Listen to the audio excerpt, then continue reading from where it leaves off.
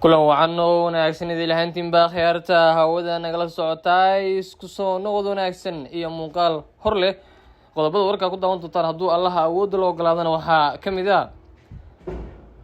mooshinka laascaanood oo loo gudbiyey aqalka sare beesha caalamka oo war ka soo saartay dagaalka ka socda laascaanood dagaal u dhexeeyo ciidanka dowladda iyo al-shabaab oo ka socda gobolka hiiraan qodobadaasi iyo qodobo kale oo faahfaahsan ayaad ku daawan doontaan balse haddii taa markii kugu horeysay channelka soo booqato waxaan si naxariista kaa codsanaya inaad subscribe dhaato gambaleelkana furud ku mahadsanidin aynu ku bilownay saaxiibada caalamka senatarada kasoo jeeda gobolka sool ayaa shalay guddoonka golaha aqalka sare u gudbiyey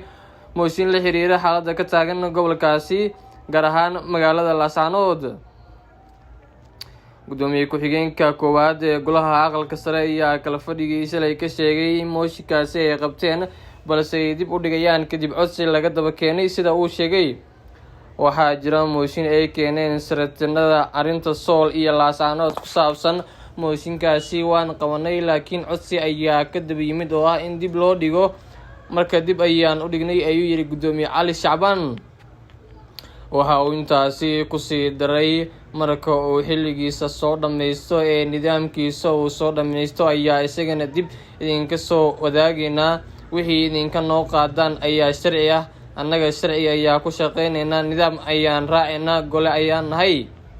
mooshinka laga gudbiyey xaaladda ka taagan magaalada laascaanood iyo guud ahaan gobolka sool ayaa imaanaya xilli uu sii xogeystay dagaalka u dhexeeya ciidamada somalilan iyo kuwa kale ee deegaanka labada dhinac ayaa xalay ku dagaalamay gudaha magaalada laascaanood kaasi oo dagaalka uu bilowday abbaare 8 habeenimo iyadoo lasoo wariyey inay barbar socotay duqeyn xoogan gaar ahaan madaafiic lagu garaacay gudaha magaaladaasi kooxaha gurmadka degdega ayaa sheegay in dad kooban ay waxyeelo kasoo gaartay dagaalka xalay ka dhacay magaalada laascaanood ee xarunta gobolka sool walow aan ilaa hadda si rasmi ah loo xaqiijin baahda khasaaraha dagaalkaasi arrimahan ayaa kusoo beegmaya iyadoo ay burburtay cabad joojinta ay dhowaan ku dhawaaqday somalilan maadaama uu weli dagaalka halkiisi kasoo socdo uuna galay markaasi maalintii 9aad labada dhinac ayaa dhowr jeer hore u sheegay in mid kasta uu diyaar u yahay in dagaalka la joojiyo balse ma noqon mid hirgasha waxayna noqotay keliya mid ku kooban afka barkiisa dhanka kale wakiilada beesha caalamka ee fadhigoodu yahay magaalada muqdisho ayaa mar kale war cusub ka soo saaray dagaalka weli ka socda gudaha magaalada laascaanood ee u dhexeeyo ciidamada somalilan iyo kuwa dadka deegaanka beesha caalamka ayaa shaaca ka qaaday inay si xoog leh u cambaareyneyso sii socoshada dagaalka laascaanood kaas oo sababay dhimasho dhaawac iyo sidoo kale burbur xoogan saaxiibada beesha caalamka ayaa si adag u cambaareeyey rabshadaha sii socda ee magaalada laascaanood waxayna walaac xoogan ka muujiyeen wararka la xiriira abaabulka kooxaha hubeysan ayaa lagu yiri war-saxaafadeedka sidoo kale beesha caalamka ayaa qoraalkeeda walaac uga muujisay duqeymaha ka socda magaalada laascaanood kuwaas oo ay waxyeelo kasoo gaareen dadka rayidka waxaan aada uga walaacsannahay duqeynta loo geystay kaabayaasha dhaqaalaha ee rayidka taasoo sababtay waxyeelo iyo barakac baahsan waa in si degdeg ah loo joojiyo weerarada ka dhanka dadka rayidka ayaa mar kale lagu yiri warka qoraalka wakiilada beesha caalamka ee Soomaaliya ayaa mar kale ku celiyey baaqooda ah in la joojiyo dagaalka wax walibana lagu dhameeyo miiska wadahadalka ugu dambeyn xubnaha beesha caalamka ayaa dalbalay in labada dhinac aysan hor istaagin gurmadka loo fidinayo dadka shacabka ee ka barakacay laascaanood waxaan ku boorineynaa dhammaan dhinacyadu inay u hoggaansamaan xabad joojinta si xakameeyaan oo ay galaan wadahadal wax dhisaya si loo helo wado lagu gaaro xal nabadeed waxaana ku celinaynaa baaqeena ah in gargaar bini-aadanimo oo aan loo hor istaagin si degdeg ah wax looguna qabto baahiyaha dadka barakacay ay saameeyeen rabshadaha socda ayaa lagu soo gabagabeeyey war-saxaafadeedka beesha caalamka war-saxaafadeedka beesha caalamka ayaa waxaa si wada jira usoo saaray howlgalka kala guurka midowda Afrika ee Soomaaliya ATMIS Belgium, Canada, Denmark, Djibouti, Midowga Yurub, Ethiopia, Finland, Faransiiska, Jarmalka, urur goboleedka IGAD, Ireland, Talyaaniga, Japan, Kenya, boqortooyada Sacuudi Carabiya, Holland, Norway, ururka iskaashiga dalalka Islaamka, Ruushka, Suudaan, Sweden, Swaziland, Turkiga, Uganda, boqortooyada midowday ee Britain, dowladda Mareykanka iyo weliba sidoo kale qaramada midoobay. haddaba dhammaan waxay ugu baaqeen markaasi in la joojiyo dagaalka, shacabka halkaasi ku barakacayna loo fidiyo gargaar bini'aadanimo. dhanka kale, wararka laga helayo gobolka Hiiraan ee bartamaha dalka Soomaaliya ayaa sheegay in haatan uu ka socdo dagaal culus oo u dhexeeya ciidamada dowladda, kuwa dadka deegaanka iyo xooga hubeysan ee kooxda Al-Shabaab. dagaalka ayaa waxaa lagu soo waramayaa in goordhow uu ka qarxay deegaanka Incho oo hoostaga degmada Jarlaqsi ee gobolka Hiiraan.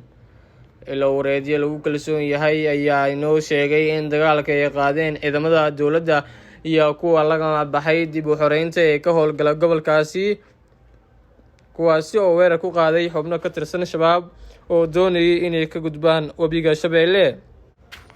saraakiil ka tirsan militariga Soomaaliya oo la hadlay warbaahinta ayaa shaaca ka qaaday inay heleen xogta xubnaha Al-Shabaab kadibna ay sidaasi ugu qaadeen weerarka. sidoo kale waxay intaasi ku dareen inay fashiliyeen qorshihii ay Al-Shabaab uga gudbayeen deegaankaasi si u tagaan dhinaca kale ee webiga. xaaladda ayaa haatan mid aad u kacsan, waxaana lagu soo waramayaa labada dhinac ay isweydaarsanayaan hubka noocyihiisa kala duwan.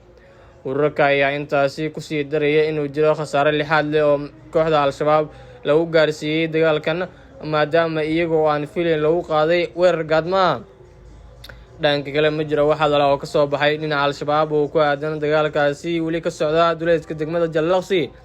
Hiiraan ayaa ka mid ah gobolada uu haatan ka socdo howlgalka dib u xoreynta, waana gobolkii ugu horreeyay uu ka bilowdo kacdoonka lagu soo horjeedo Al-Shabaab. dhanka kale, wasiirka warfaafinta xukuumadda Soomaaliya Daawud Aweys ayaa faahfaahin ka bixiyay olole cusub oo ku dhawaaqay madaxweyne Xasan Sheekh Maxamuud, kaasi oo lagu xoojinayo dagaalka Al-Shabaab ee ka socda dalka. madaxweynaha Soomaaliya ayaa waxa uu shacabka Soomaaliyeed ugu baaqay in qofkiiba uu $1 ku darsado barnaamijka difaaca dalka iyo xoreynta dalka loogu sifeynayo khawaarijta. wasiirka warfaafinta oo shir jaraa'id ku qabtay Muqdisho ayaa waxa uu sheegay in ololaha uu ku dhawaaqay madaxweyne looga dan leeyahay dardargelinta howlgallada lagu ciribtirayo Al-Shabaab, kuwaasi oo si habsami leh uga socda qaybo badan oo dalka. tallaabadan ayaa loogu talagalay in lagu dardargeliyo howlgallada khawaarijta iyo in shacabka fursad loo siiyo in mar kale door weyn ku yeeshaan howlgallada, iyagoo awalba ay shacabka qayb ka ahaayeen howlgallada militari ee socday, ayuu yidhi wasiirka warfaafinta. dowladda federaalka Soomaaliya ayaa soo bandhigtay akoono iyo lambaro loogu talagalay in shacabku ay ku soo shubaan qarankooda ku aadan howlgalka socda, kaasi oo ku dhawaaqay madaxweyne Xasan Sheekh. wasiir Daawud Aweys ayaa sidoo kale shirkiisa jaraa'id ku soo bandhigay guulaha laga gaaray howlgalladii u dambeeyay ee duwaadkii lasoo dhaafay ka dhacay gobolada dalka. wasiirka ayaa shaaca ka qaaday in ciidamada dowladda iyo kuwa deegaanka ay guulo gaareen dagaalka Al-Shabaab kula jiraan, islamarkaana ay kula wareegeen deegaano hor leh. 4 maamul goboleed ayuu sheegay in howlgallada laga sameeyey, kuwaasi oo kala Jubbaland, Koonfur Galbeed, Hirshabelle iyo Galmudug, isagoo xaqiijiyay in howlgalladaasi lagu dilay in ka badan 200 oo ka tirsan kooxda Al-Shabaab. daawadayaal, muuqaalkeena intaasi ayuu ku eegyahay. muuqaalkan muuqaal xigeentaan kulmi doona, sidaasi nabadgelyo. wassalaamu calaykum waraxmatullaahi tacaala wabarakaatu.